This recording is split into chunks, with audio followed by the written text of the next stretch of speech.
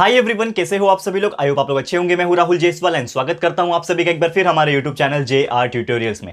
Friends, आज again आपके सामने मोस्ट इंपॉर्टेंट हिस्ट्री का लेक्चर वीडियो लेकर आ गया दोस्तों, जिसमें हम पढ़ने वाले हमारे आज 7th स्टैंडर्ड के लिए हिस्ट्री सब्जेक्ट का जो सेकंड चैप्टर हमने शुरुआत किया था दोस्तों, जिसका नाम है chapter number 2 India before the times of Shivaji Maharaj. आज हम इस चैप्टर का आखिरी लेक्चर यानी कि लेक्चर नंबर 5 आपके लिए लेकर आ गए हैं, जो कि अगेन एक बहुत ही ज्यादा इंपॉर्टेंट लेक्चर वीडियो होने वाला है। तो आपको बता दूं दोस्तों एक चीज कि आप लोग नोटिस कर रहे होंगे कि दोस्तों ये चैप्टर को कंप्लीट करने के लिए हमें 5 लेक्चर लग गए। आज हमारा 5वां लेक्चर है। तो आप समझ सकते हो कि हमने कितनी गहराई से यानी कितने डीप में घुस के कितना कंसेप्चुअल नॉलेज आपको प्रोवाइड किया है। एक एक चीज का मतलब बारीकी से आपको बढ़ाया है, जो बाकी जगह आपको देखने नहीं मिलेगा। यूजुअली बहुत सारे लोग एक ही लेक्चर में हाफ एन आवर के लेक्चर में कंप्लीट कर देते हैं। हम डेली आपके लिए वीडियोस बना रहे हैं, लगभग 15 to 20 मिनट्स का एक लेक्चर होता है। तो समझ लो ये 5 लेक्चर अगर मैं कंसीडर करूं तो लगभग हमारा 100 मिनट से ज्यादा, ठीक है ना, अगर देखोगे तो एक लेक्चर पे हम टाइम दे रहे हैं, यानी कि एक चैप्टर के ऊपर टाइम दे रहे हैं। यानी कि क्या हो रहा है कि हम एकदम डीप में घुस के आपको पढ़ा रहे हैं। तो यही खासियत है दोस्तों हमारे इस चैनल की कि हम हर चीज आपको देते हैं, वो बेस्ट क्वालिटी का देते हैं। तो प्लीज आप लोग बस ऐसे ही पढ़ाई करते रहना। और मैं चाहता हूं दोस्तों कि आपके पास इतना नॉलेज आ जाए, इतना कंसेप्चुअल नॉलेज क्लियर कर लो यार, आपसे ज्यादा ब्रिलियंट कोई ना रहे। ठीक है, तो हर एक बच्चे से रिक्वेस्ट है, जो भी हमारे व्यूअर्स है JR ट्यूटोरियल्स के, सबसे बेस्ट बन के आए। क्लियर है दोस्तों। तो चलिए, ये तो आपको मैंने बता दिया कि हम आज जो चैप्टर नंबर 2 है हमारा फाइनली आज खत्म हो जाएगा। ठीक है, उसके बाद हम लोग और भी चैप्टर्स जो पढ़ेंगे, ज्योग्राफी भी स्टार्ट करेंगे, बहुत सारी चीजें हम लोग करने वाले। आप लोग बस बने रहना। और साथ ही में हम आपको एक बता दें कि साइंस एंड मैथ्स अगर आप नहीं देखते हो तो प्लीज जाओ देखो यार, प्लेलिस्ट हमने कंप्लीट करके रखा। आपका जो भी महाराष्ट्र बोर्ड का सिलेबस है, आप जो भी स्टैंडर्ड में हो, हर एक का साइंस एंड मैथ्स का 100% चैप्टर्स कंप्लीट करके रखा है, पूरा का पूरा सिलेबस कंप्लीट करके रखा है, वीडियो अपलोड करके रखा है। जाओ देखो, अच्छे से प्यार दो और शेयर करो यार दोस्तों, आप लोग के सपोर्ट की जरूरत है। ठीक है, तो जरूर से कर देना। साथ ही में हमारा सेकंड चैनल है JR टॉक्स नाम का, उसको भी जाओ देखो, उसमें करियर गाइडेंस के बहुत सारे वीडियोस मिल जाएंगे, आपको बहुत हेल्प हो जाएगा। चैनल को सब्सक्राइब नहीं किया होगा तो कर लेना। और साथ में इंस्टा पे अगर आपने फॉलो नहीं किया होगा तो जरूर से कर लेना, लिंक आपको डिस्क्रिप्शन में मिल जाएगा। तो चलिए आज के इस लेक्चर की शुरुआत करते हैं, जो कि आखिरी लेक्चर है और इसमें हम लोग को 2 से 3 टॉपिक पढ़ना है। आपको याद होगा कि लेक्चर नंबर 4 में हमने एक टॉपिक की शुरुआत की थी, औरंगजेब के बारे में पढ़ना। तो मैंने आपको बताया था कि औरंगजेब कौन थे, उनका क्या क्या चीज रहा है, फिर उनकी कैसे लड़ाई हुई थी अहोम्स के साथ। आसामीज जो पीपल थे यानी नॉर्थ ईस्ट के जो पीपल थे, अहोम्स के साथ कैसे कंफ्लिक्ट हुआ था वो हमने पढ़ा। वैसे ही कंफ्लिक्ट जो उनका हुआ था वो सिख लोग के साथ भी हुआ था, यानी जो पंजाब से बिलोंग करते हैं, यानी कि सिख लोग, आपको पता है सिख समुदाय, उनके साथ भी क्या कंफ्लिक्ट था, तो वो हम लोग पढ़ेंगे। तो सबसे पहला जो आज का टॉपिक है, कंफ्लिक्ट्स विथ सिख। ठीक है ना, आपको पता है ये सिख कौन है। ठीक है, तो नॉर्मली ये जो औरंगजेब था, सबसे पहली बात तो ये बहुत क्रूएल था। एम्परर जो था, ये मुगल का आखिरी राजा था, ये बहुत क्रूएल था। यानी कि एक तरीके से आप बोल सकते हो यार, इनका जो क्रूएलिटी था कि किसी भी रिलीजन को कंसीडर ना करना। जैसे कि अकबर थे, शाहजहां वगैरह थे, ये क्या टॉलरेट थे। इनका जो रिलीजन के प्रति था वो टॉलरेंसी था कि यानी कि चल ठीक है, दूसरे जो धर्म के लोग हैं उनको भी हम लोग इक्वली ट्रीट करेंगे। ये थोड़े से तो ठीक थे, भले मुगल एम्परर थे, ठीक है ना, वो अच्छे नहीं थे, लेकिन फिर भी कुछ क्वालिटीज थी उनके अंदर। लेकिन ये जो औरंगजेब था, ये और भी ज्यादा क्रूएल था, और भी ज्यादा खराब था। तो ये सब चीज जो है, इसके वजह से बहुत ज्यादा चीजें जो है चेंज होने लगी। तो नॉर्मली क्या हुआ कि जो 9वें गुरु थे, ठीक है, 9th गुरु ऑफ सिख, आपको पता है कि बहुत सारे गुरु हुए हैं सिख धर्म में, बहुत सारे गुरु हुए। तो जो 9th गुरु थे, गुरु तेग बहादुर, तो इन्होंने ना औरंगजेब के खिलाफ बहुत ज्यादा लाइक प्रोटेस्ट किया था और उनके खिलाफ कई लड़ाइयां लड़ी थी। ठीक है ना, एंड उसके बाद औरंगजेब जो रिलीजन जो उसका इनटॉलरेंस था कि यार वो दूसरे जाति के, दूसरे धर्म के लोगों को इक्वल कंसिडर नहीं करता था, तो उसके खिलाफ उन्होंने बहुत लड़ाइयां लड़ी, प्रोटेस्ट किया ये गुरु तेग बहादुर सिंह ने। एंड बाद में क्या हुआ था कि औरंगजेब जब लड़ाई करने गए उनसे, तो औरंगजेब ने उन्हें क्या कर लिया, कैद कर लिया। यानी कि एक तरीके से आप बोल सकते हैं ना, जेल में डाल देना। तो ऐसा उनको कैद कर लिया गया था। और लगभग 1675 में, ये बहुत ही इंपॉर्टेंट जानकारी है, 1675 ईयर में जो गुरु तेग बहादुर सिंह थे, ठीक है ना, गुरु तेग बहादुर सिंह, ये सब चीज मैं इसलिए लिखाता हूं दोस्तों कि आप लोग का साथ साथ में नोट्स कुछ बन जाए। जो इंपॉर्टेंट पॉइंट्स होता है वो ही लिखाता हूं, बाकी तो मैं 100% चीज अपने मुंह से बोल देता हूं। तो आपको लिखना रहेगा तो आप वीडियो को पॉज करके लिख भी सकते हो, कोई प्रॉब्लम नहीं है। ठीक है ना, क्योंकि हर चीज हम लिखा नहीं सकते ना, कुछ कुछ चीजें ही लिखा पाएंगे। ठीक है, तो ये चीज आपको ध्यान में रखना। तो मैं आपको क्या बता रहा था कि गुरु तेग बहादुर जो सिंह थे, उन्होंने प्रोटेस्ट किया, लेकिन औरंगजेब ने जब उनको कैद कर लिया, कैद करने के बाद 1675 में उनको क्या कर दिया, बी हेडेड कर दिया। इसका मतलब है उनका सर को काट दिया गया, यानी कि सजाए मौत, सर को काट देना। That is the technique of Mughals. इतने क्रूएल थे वो लोग, ठीक है ना, निर्दयी बोलते हैं ना हम लोग, वैसे टाइप के मुगल्स हुआ करते थे। ठीक है ना, जिनको कोई भी लगाव नहीं था, इंसान के प्रति प्यार नहीं था, ऐसे टाइप के लोग थे। ठीक है, तो उनको बी हेडेड कर दिया गया। एंड उनके बाद कौन आया, गुरु गोविंद सिंह। जैसे कि आपको पता है कि हम बहुत मानते हैं गुरु गोविंद सिंह को, खासकर सिख धर्म में अगर आप जाओगे, जो आप लोग में से बहुत सारे लोग जो बिलोंग करते होंगे उनको जरूर से पूछना कि क्या मायने रखते हैं गुरु गोविंद सिंह हमारे लिए। बहुत ही ज्यादा महान व्यक्ति थे, ठीक है। तो गुरु गोविंद सिंह क्या बन गए? सिख बन गए, मतलब क्या बन गए? एक तरीके से गुरु बन गए, ठीक है ना। वो जो 10th गुरु आप बोल सकते हैं। 9वें गुरु कौन थे यहाँ पे? गुरु तेग बहादुर सिंह। उसके बाद 10th गुरु कौन बन गए? उनके बाद कौन आया? क्योंकि जब उनको मार दिया गया तो उनके बाद किसने मोर्चा संभाल लिया? गुरु गोविंद सिंह, ठीक है। इन्होंने इनका मोर्चा संभाल लिया। उसके बाद क्या हुआ कि गुरु गोविंद सिंह ने ना अपने जो भी फॉलोअर्स थे, यानी कि जो भी सिख समुदाय के लोग थे जो उन्हें पसंद करते थे, जो उन्हें फॉलो करते थे, तो उनको उनके अंदर एक स्पिरिट डाल दिया कि यार हमको लड़ाई करनी है, हमको हमारा जो कल्चर है, हमारा रिलीजन जो है वो एस्टैब्लिश करना है, ये मुगल्स के अंडर में नहीं आना। ये सब चीज उनके अंदर था और पहले से ही उनको मार्शल आर्ट्स का वगैरह उन्होंने ट्रेनिंग प्रोवाइड की थी, ठीक है। तो ये सब चीज उनके पास बहुत ज्यादा नॉलेज था, बहुत ज्यादा यहाँ पे फिजिकल एक्टिविटीज भी वो करते थे, ठीक है ना। एंड उसके बाद यहाँ पे अगर मैं बात करूं कि उन्होंने ना एक सिख यूथ का एक तरीके से ग्रुप बना लिया, जो जवान यंग लोग जो होते हैं ना, यूथ जिसको बोलते हैं, तो उन्होंने एक कम्युनिटी बना लिया, एक ग्रुप बना लिया। एंड वो जो फाइटिंग फोर्स था, जो यूथ का जो पूरा एक फोर्स था ना, उसको एक नाम दे दिया खालसा दल। आपने खालसा तो सुना ही होगा, ठीक है ना। तो खालसा दल, यानी दल मतलब क्या होता है? ग्रुप। दल मतलब क्या होता है? ग्रुप। दाल मत समझ लेना, खाने वाला दाल चावल, वो नहीं है, ये दल है, ठीक है। तो खालसा दल यानी कि ग्रुप। तो ग्रुप जो है नॉर्मली उन्होंने यूथ लोग का क्रिएट किया था, ताकि यार हम जो है एक यूनिटी फॉर्म में रह सके और हमारा सिख समुदाय भी यहां पे अच्छे से स्टेबल रह सके। तो ये सब उन्होंने किया था। और उनका जो हेडक्वार्टर था, ये जो खालसा दल था, उनका जो हेडक्वार्टर था वो था आनंदपुर में, ठीक है ना। ये कहां था? आनंदपुर में इसका हेडक्वार्टर था। ये सब चीज भी मैं जानकारी लिखा के दे रहा हूं ताकि आपको इंपॉर्टेंट मिल जाए, ठीक है ना। उसके बाद क्या हुआ कि औरंगजेब जो था ना, उसने ना सिख समुदाय को हराने के लिए, यानी कि इनको हराने के लिए अपनी आर्मी को भेज दिया। अपना जो भी उनके पास मैन पावर था, फोर्स था, उन्होंने क्या कर दिया? उसको भेज दिया। एंड उसके बाद क्या हुआ कि जो बाकी के जो सिख थे उनको मार दिया गया। एंड ये जो है ना कैसे भी करके यहां पे वहां से निकल गए। मतलब एक तरीके से आप बोल सकते हो कि जो औरंगजेब थे ना, उन्होंने जब आर्मी को भेजा, ठीक है, तो आनंदपुर जो इलाका था उसके ऊपर जब आक्रमण हुआ, उसके बाद क्या हुआ कि उन्होंने एक तरीके से सिख जो थे वो डिफीट हो गए, यानी कि हार गए थे, जीत नहीं पाए। वो जंग जो था ब्रिटिश लोग, माफ कीजिएगा, मुगल्स लोग के साथ जो जंग था वो जीत नहीं पाए। लेकिन हुआ ये कि कैसे ना कैसे करके वहां से गुरु गोविंद सिंह निकल गए। एंड कहां पे चले गए? वो चले गए डेक्कन में। डेक्कन यानी थोड़ा साउथ साइड पड़ता है आज के डेट में, जहां पे हैदराबाद वगैरह है, वहां पे निकल गए, डेक्कन पहुंच गए, एक तरीके से नीचे के साइड आ गए। उसके बाद यहां पे क्या हुआ कि नांदेड़ में, आपको पता है आज के डेट में नांदेड़, तो नांदेड़ में नॉर्मली क्या हुआ कि वहां पे जब थे तो कुछ लड़ाइयां लड़ी गई। एंड कुछ लड़ाइयों के दौरान उनके सीने के ऊपर चोट लग गई थी, यानी कि जो गुरु गोविंद सिंह थे उनके सीने के ऊपर चोट लग गई। क्योंकि ज्यादा डिटेल में तो दिया नहीं है कैसे लगा, क्या हुआ, ठीक है ना। सिलेबस पॉइंट ऑफ व्यू में बात करता हूं क्योंकि इसके पीछे स्टोरी है, लेकिन वो हम लोग आपको अभी नहीं बता सकते। 7th स्टैंडर्ड के पॉइंट ऑफ व्यू नहीं बता सकते, आपको सिलेबस के हिसाब से चलना पड़ेगा, तभी तो आप क्वेश्चन के आंसर लिख पाओगे ना 7th स्टैंडर्ड के अकॉर्डिंगली।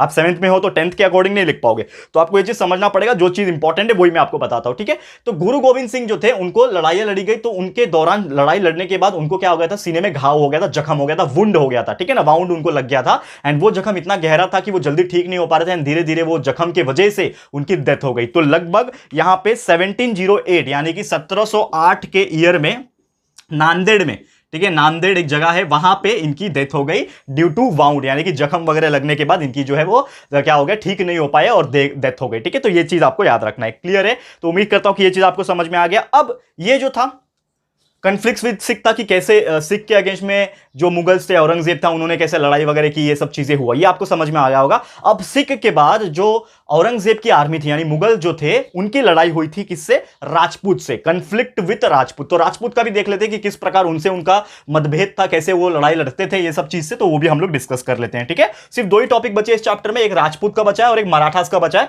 ठीक है। तो उसको भी हम लोग देख लेंगे फटाफट और ये चैप्टर को कंप्लीट कर देंगे आज के दिन, ठीक है। अगला टॉपिक हम लोग पढ़ेंगे कन्फ्लिक्ट विथ राजपूत, ठीक है। ध्यान से देखना, बहुत ही मजेदार है, ठीक है। और ये सब चीज उम्मीद करता हूं कि आपको अच्छे से समझ में आ रहा होगा और आपको अपने हिस्ट्री के बारे में धीरे धीरे थोड़ा थोड़ा तो पता चल रहा होगा यार हमारे माध्यम से। यार जो हिस्ट्री इतना बोरिंग लगता था कि सिर्फ रीड करके जाते थे, कुछ समझता नहीं था, आज आपको एटलीस्ट हिस्ट्री के बारे में पता तो चल रहा होगा, हमारे कोशिश के वजह से, हमारे मेहनत के वजह से, ठीक है। तो प्लीज इस जो ट्रस्ट है, जो मेहनत हम आपके लिए कर रहे हैं, ट्रस्ट को ब्रेक मत होने देना, अच्छे से पढ़ना और अच्छे से मार्क्स स्कोर करना और अच्छा नॉलेज क्लियर करना, ठीक है ना। ये चीज ज्यादा इंपॉर्टेंट है। तो कन्फ्लिक्ट विथ राजपूत, ठीक है। तो राजपूत आपको पता है राजपूत कहां से बिलोंग करते हैं? दैट इज राजस्थान, यानी कि वो टाइप के जो मारवाड्स होते हैं या फिर आप बोल सकते हो राजपूतानास जो होते हैं, वो ये सब होते हैं, ठीक है ना। तो इनका क्या था कन्फ्लिक्ट औरंगजेब के साथ? तो यहां पे हुआ था कि अकबर जो था, नॉर्मली उन्होंने राजपूत के अकॉर्डिंगली बहुत ज्यादा कन्फ्लिक्ट्स वगैरह वो टाइम पे हुए थे जब अकबर हुआ करते थे। तो वो टाइम पे हुआ कि एक तरीके से ना रिलेशनशिप उनका बन नहीं पाया था, किसके साथ, राजपूत वगैरह जो लोग थे उनके साथ यहां पे उनका रिलेशन नहीं बन पाया था। तो जब यहां पे राणा जशवंत सिंह जो मारवाड़ के वो टाइम पे राजा हुआ करते थे, तो राणा जशवंत सिंह का जब देहांत हुआ यानी कि डेथ हुआ, उसके बाद क्या हुआ कि जो औरंगजेब था ना, तो उन्होंने सोचा कि यार मैं कैसे ये जो पूरा राजपूत है इसको मैं हथिया लेता हूं और अपने मुगल अंपायर में शामिल कर लेता हूं, ऐसा उन्होंने सोचा, ठीक है ना। तो दुर्गादास राठौड़ जो थे ना, जसवंत सिंह के सबसे छोटे बेटे थे, माइनर सन थे, ठीक है ना। तो उनको उस गद्दी पे बिठा दिया, यानी कि जो राजा का गद्दी होता है, जसवंत सिंह की डेथ हो गई, उसके बाद किसको बिठाएंगे, उनके बच्चों को ही बिठाएंगे। तो यहां पे जो उसका माइनर सन था जिनका नाम था, क्या नाम था, दुर्गादास राठौड़, ये मैं लिख देता हूं क्योंकि ये इंपॉर्टेंट है, ठीक है ना, दुर्गादास राठौड़, ठीक है।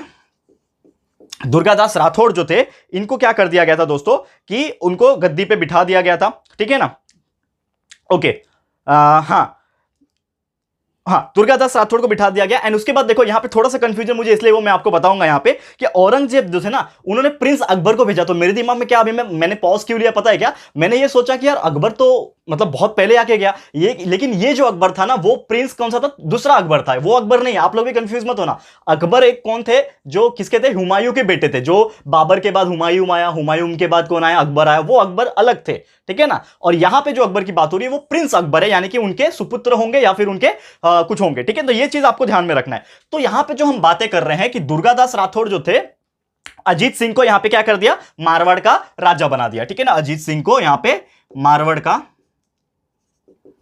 राजा यानी कि गद्दी पे बिठा दिया गया। तो औरंगजेब जो थे ना, उन्होंने क्या बोला कि अकबर तुम जाओ, प्रिंस अकबर को भेजा और तुम जाओ और इनको हरा दो, और वो जो पूरा राजपूत का जो है वो आप हथिया लो, अपने अंडर में ले लो, ऐसा उनको बोला गया। तो प्रिंस अकबर ने क्या किया, जब वो गए तो उल्टा काम किया उन्होंने, उल्टा ये किया कि राजपूत के साथ ही जाके हाथ मिला लिया और औरंगजेब के खिलाफ मोर्चा बोल दिया। तो यार कितना इंटरेस्टिंग चीज है ना हिस्ट्री में कि यार मैं एक राजा हूं, मैंने अपने कुछ सिपाही को भेजा या फिर मेरे बेटे को भेजा, ठीक है ना, कि जा इसको हरा के आ, और वो जाता है उल्टा ही उनके साथ हाथ मिला के वापस से हमारे अगेंस्ट में आंदोलन कर देता है। यानी कि औरंगजेब के खिलाफ उल्टा प्रिंस जो अकबर था उसने आंदोलन कर दिया, यानी कि प्रोटेस्ट कर दिया, फाइट कर दिया। तो ये सब चीज हुआ। एंड उसके बाद ये जो एफर्ट था ना उनका बहुत ज्यादा था, और साथ ही में इनका जो एफर्ट था वो पूरे मराठास लोग के साथ भी था। आपको पता ही है कि यार कहीं ना कहीं मराठास का भी एक बहुत बड़ा रोल है मुगल्स को रोकने में, मुगल्स के साथ लड़ाई लड़ने में। तो ये सब चीज होने लगी धीरे धीरे, ठीक है। मराठास का भी हेल्प मिलता गया। एंड यही दौरान जो दुर्गादास थे, दुर्गादास जो राठौड़ थे, इनका यहां पे बहुत बड़ा स्ट्रगल रहा है मुगल्स के लिए, क्योंकि वो मारवाड़ जो उनका जो जन्मभूमि था या फिर जो उनका राज अधिकार वहां पे था, मारवाड़ जो जगह था, इनको एग्जिस्टेंस में लाने के लिए, यानी कि यार इसको हम खत्म होने नहीं देंगे। क्योंकि क्या होता था, अगर मुगल इसको हथिया लेते तो एग्जिस्टेंस में नहीं होता। तो मारवाड़ आज भी जिंदा है, क्यों, एक तरीके से दुर्गादास राठौड़ की वजह से, क्योंकि उन्होंने बहुत ज्यादा स्ट्रगल किया इस चीज में। और यही ओवरऑल जो कंफ्लिक्ट था, इसी को कहा जाता है क्या, कंफ्लिक्ट्स विद द राजपूत। क्लियर दोस्तों, तो उम्मीद करता हूं कि यह चीज आपको समझ में आ गया होगा। अब चलते हैं हमारे आखिरी टॉपिक की तरफ, जिसका नाम है दोस्तों कन्फ्लिक्ट विद मराठास। ज्यादा डिटेल में नहीं है, थोड़े से चीजें दी हुई है, क्योंकि इसके ऊपर अलग अलग चैप्टर्स बने हुए। आप बोल रहे होगा ना कि सर ये सब छोटे छोटे चीज क्यों दिए, पूरा एकदम 100% डिटेल में क्यों नहीं, क्योंकि देखो आप छोटे हो 7th स्टैंडर्ड में, तो धीरे धीरे आपको बताएंगे, आपको आगे के चैप्टर्स में समझ में आएगा धीरे धीरे। तो सब कनेक्टेड है, आपके दिमाग में बस आपको रखना है, और सब कनेक्शन जो भी चैप्टर्स आएंगे ना धीरे धीरे सबको कनेक्ट करते जाना है, अपने आप आपकी एक पूरी हिस्ट्री की स्टोरी लाइन जो है तैयार हो जाएगी। यही करना होता है हिस्ट्री में, ठीक है। तो चलिए आखिरी टॉपिक है इस चैप्टर का, जिसका नाम है दोस्तों कन्फ्लिक्ट विद मराठास, ठीक है ना। मराठा के साथ जो थे हमारे महाराष्ट्र से बिलोंग करते थे मराठा, ठीक है। तो कन्फ्लिक्ट्स विथ मराठास, ठीक है। तो कैसा कन्फ्लिक्ट हुआ, कैसा मतभेद था औरंगजेब का। तो नॉर्मली क्या हुआ कि जो महाराष्ट्र में थे, जब शिवाजी महाराज का जब टाइम था, तो स्वराज को एस्टैब्लिश करने की मुहिम चढ़ी थी कि ना, कि हमारे शिवाजी महाराज ये चाहते थे कि हम मुगल्स को हरा के हमारे इंडिया पे भगवा लहराएंगे, यानी कि एक तरीके से स्वराज को एस्टैब्लिश करेंगे, ठीक है ना, इंडिपेंडेंस चाहिए हमें ना, करेक्ट है। तो ये सब चीज होने लगा। तो जैसे ही ये एफर्ट जब हो रहा था एस्टैब्लिश करने के लिए, स्वराज को करने के लिए, तो शिवाजी महाराज ने बहुत बार मुगल से लड़ाइयां लड़ी है, कुछ जीती है, कुछ हारी भी है। तो यहां पे बहुत बार हुआ था। एंड औरंगजेब जो था वो जब शिवाजी महाराज की जब डेथ हो गई, ठीक है ना, आपको पता ही कैसे हुई थी, ठीक है ना, ड्यू टू सम डिसीज, कुछ बीमारी के कारण उनकी डेथ हुई थी, ठीक है ना। फाइट में नहीं मरे थे, वो इतने ब्रेव थे कि आज तक वो कभी लड़ाई में लाइक उनको कोई भी तकलीफ ज्यादा नहीं हुई थी।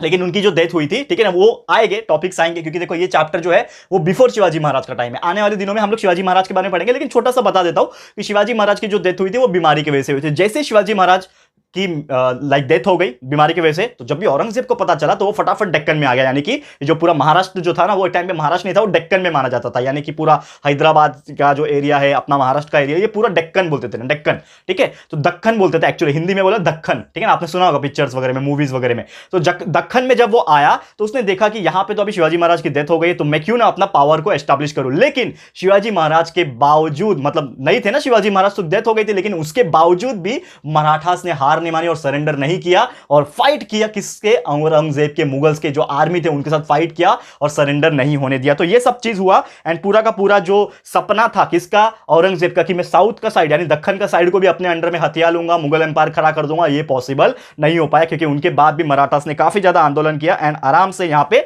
रेजिस्टेंस प्रोवाइड कर दिया, यानी कि रोक लगा दी और मजबूरन में औरंगजेब को वापस से ऊपर की तरफ यानी नॉर्थ की तरफ जाना पड़ा, वो अपना दबदबा वहां पे नहीं बना पाया। ठीक है दोस्तों, तो यही था हमारा आज का टॉपिक, ये सब कंफ्लिक्ट मराठास में हुआ था।